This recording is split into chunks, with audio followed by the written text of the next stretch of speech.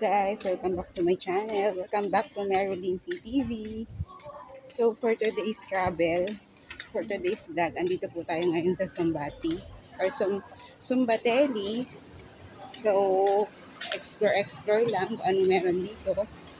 Ayan, gala-gala lang tayo guys. Nakita ko sa inyo yung paligid na nadadaanan ko dito. Ayan, tapos pupunta rin po kami sa isa sa cathedral dito sa Sumbatelli. So, harap po yung mga nadadaanan namin dito, guys. Para makita nyo rin.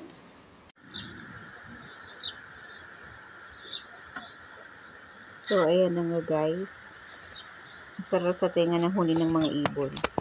So, ayan na, guys. Lakad-lakad lang ang lola nyo sa kainitan ng araw. Tirik na tirik yung araw.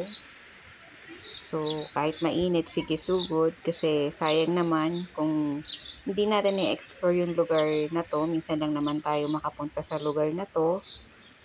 So, kailangan nating makita kung anong meron sa lugar na to at kung gaano siya kaganda. So, nakita niyo yung statue na yan, guys. Sobrang ganda niyan sa personal. Yan, may kasama nga pala ako dyan. Yung naka-red and tsaka naka-blue na jacket. Si Ate M at tsaka si Jen. Yan.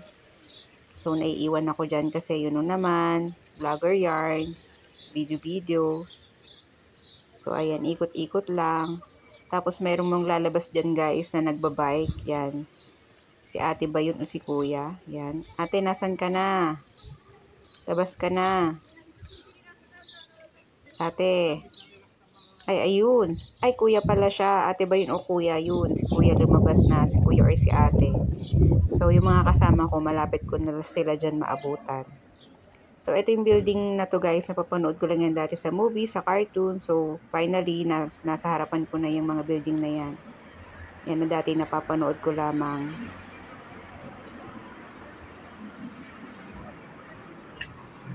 Sobrang init po ng panahon ngayon dito eh.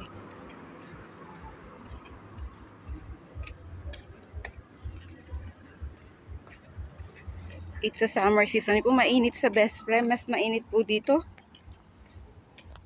Guys, so, tingnan nyo, papasok kami dyan sa cathedral.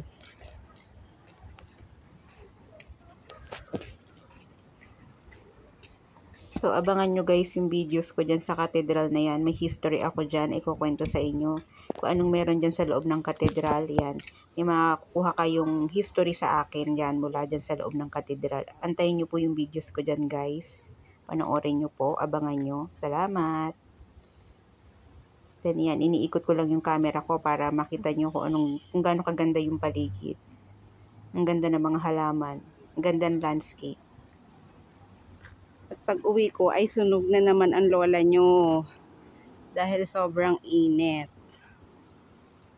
Ayan. Ang galing dito kasi yung mostly ang transportation na dito bike.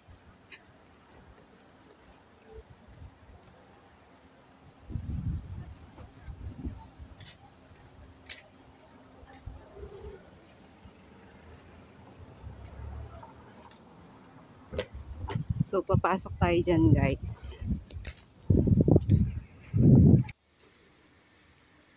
So, yan, next video ko, guys. Kinuhanan ko yan sa accommodation ng kapatid ng kasama ko sa bahay. Shout out, Ate Floan. Thank you sa pagpapastay sa amin ng 3 nights and 4 days. Yan, sobrang laki ng accommodation nila. Ang ganda rin. Kahit hindi nga lang siya mapuno, pero maganda naman siya. Malaki. Yun, thank you sa pag-welcome sa amin. So, salamat po sa mga nanood. Huwag niyo pong kalimutan mag-subscribe, like, share, and comment. Salamat po ng madami.